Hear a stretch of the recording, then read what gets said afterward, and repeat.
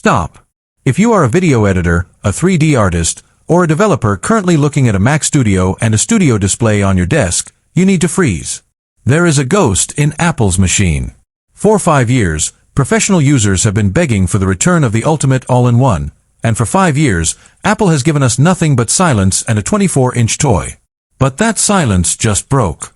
Internal code leaks, supply chain shifts in Taiwan, and a massive pivot in Apple's desktop strategy have confirmed one thing: the iMac Pro is back. And it is not what you think it is. We aren't talking about a bigger screen with a faster chip. We are talking about a machine that is designed to kill the Mac Pro Tower once and for all. Welcome to my channel Tech Launch. Subscribe my channel and click on the bell icon for the new tech updates. This is the iMac Pro 2026, and it is Apple's most expensive gamble in a decade. Why now? Why did they wait until 2026 to resurrect a dead product line? The answer lies in a single word that has become the obsession of Cupertino: intelligence. But before we get into how this machine handles the weight of Apple's AI future, we have to talk about the physical leak that has the entire industry in a state of shock. The display. Forget the 27-inch panel of the past. The iMac Pro 2026 is officially moving to a 32-inch 7K tandem OLED workstation. Now, if you know anything about displays, you know that tandem OLED is the tech Apple just debuted in the iPad Pro to solve the brightness problem. Putting this on a 32-inch scale is an engineering nightmare, but the results are terrifying. We're talking about 1,600 nits of sustained brightness across the entire panel.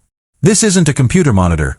It's a reference-grade mastering display that happens to have a supercomputer built into the back of it.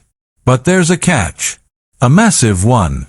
To power a 7K tandem OLED display and keep it from burning out, Apple had to redesign the entire thermal architecture of the iMac. If you look at the leaked CAD drawings, the chin is gone, but the body is significantly thicker. Why? Because tucked inside that chassis is a cooling system we've never seen in an all-in-one. A vapor chamber cooling array combined with a dual centrifugal fan setup. Apple is finally prioritizing performance over thinness. They are making the iMac thick again, and for the first time, professionals are actually cheering. Now, let's talk about the heart of this beast, the M5 Ultra. As of March 2026, the M5 Pro and M5 Max have already hit the MacBook Pro lineup, but the M5 Ultra is being saved for two machines, the Mac Studio and the iMac Pro. This chip is a monster. We're looking at a 32-core CPU and a staggering 80-core GPU. But the real story is the unified memory.